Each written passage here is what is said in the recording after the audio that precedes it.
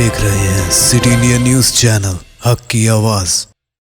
अस्सलाम वालेकुम नाज़रीन, सिटी इंडिया टीवी में मैं हूं नौशीन।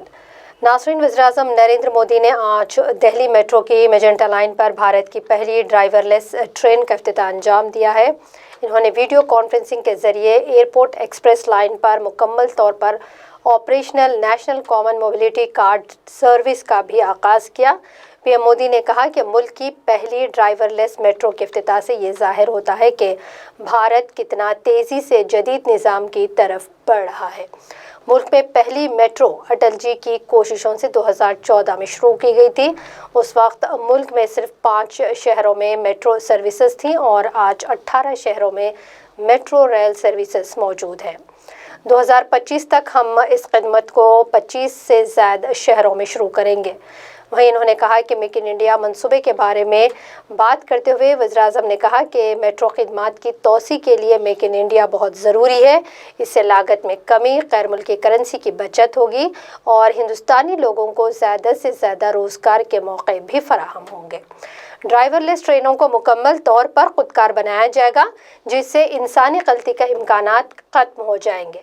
हुकूमत ने मज़ीद कहा कि magenta line Janakpuri west botanical garden पर ड्राइवर के बगैर खिदमत के आगाज़ के बाद तवक्को है कि दिल्ली मेट्रो की पिंक लाइन पर 2021 के वस्त तक बगैर ड्राइवर के ट्रेन का आगाज़ किया जाएगा।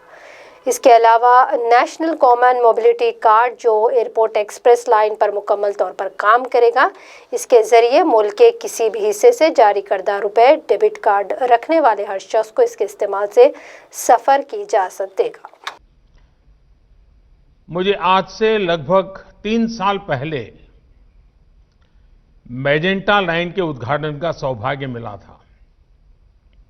आज फिर इसी रूट पर देश की पहली पूरी तरह से ऑटोमेटेड मेट्रो, जिसको हम बोलचाल की भाषा में ड्राइवरलेस मेट्रो भी कहते हैं, इसका उद्घाटन करने का अवसर मिला। ये दिखाता है कि भारत कितनी तेजी से स्मार्ट सिस्टम की तरफ आगे बढ़ रहा है। आज नेशनल कॉमन मोबिलिटी कार्ड, इससे भी दिल्ली मेट्रो जुड़ रही है। पिछले साल अहमदाबाद से इसकी शुरुआत हुई थी। आज इसका विस्तार दिल्ली मेट्रो की एयरपोर्ट एक्सप्रेस लाइन में हो रहा है।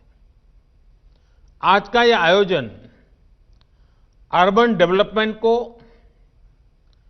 अर्बन रेडी और फ्यूचर रेडी करने का प्रयास है।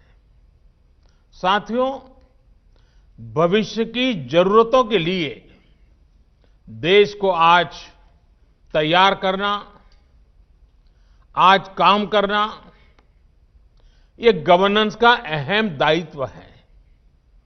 लेकिन कुछ दशक पहले से जब शहरीकरण, अर्बनाइजेशन का असर और अर्बनाइजेशन का भविष्य दोनों ही बिल्कुल साफ था, उस समय एक अलग ही रवैया देश ने देखा। भविष्य की जरूरतों को लेकर उतना ध्यान नहीं था, आधे अधूरे मन से काम होता था, भ्रम की स्थिति बनी रहती थी। उस समय तेजी से शहरीकरण हो रहा है, लेकिन इसके आफ्टर इफेक्ट से निपटने के लिए हमारे शहरों को उतनी तेजी से तैयार नहीं किया गया। परिणाम ये हुआ कि देश के बहुत से हिस्सों में शहरी इंफ्रास्ट्रक्चर की मांग और पूर्ति में बहुत ज्यादा अंतर आ गया। साथियों, इस सोच से अलग आधुनिक सोच ये कहती है, शहरीकरण को चुनौती न मानकर एक अवसर की तरह इस्तेमाल किया जाए। एक ऐसा अवसर जिसमें हम देश में बेहतर इंफ्रास्ट्रक्चर बना सकते हैं, एक ऐसा अवसर जिसमें हम ईज ऑफ लिविंग बढ़ा सकते हैं। सोच का ये अंतर शहरीकरण के हर आयाम में दिखता है। देश में मेट्रो रेल का निर्माण भी इसका एक उदाहरण है। दिल्ली में ही मेट्रो की चर्चा बरसों तक चली, लेकिन पहली मेट्रो चली अटल जी के प्रयासों से। यहां तो मेट्रो सर्विस के इतने एक्सपर्ट्स इस कार्यक्रम में जुड़े हैं, वो भी इसे भलीभांति जानते हैं कि मेट्रो निर्माण की क्या स्थिति थी। साथियों, साल 2014 में जब हमारी सरकार बनी, उस समय सिर्फ 5 शहरों में मेट्रो रेल थी। आज 18 शहरों में मेट्रो रेल की सेवा है। वर्ष 2025 तक हम इसे 25 से ज्यादा शहरों तक विस्तार देने वाले हैं। साल 2014 में देश में सिर्फ 248 kilometre 248 kilometre metro line operation थी। आज ये करीब 3 गुनी यानी 700 किलोमीटर से ज्यादा है।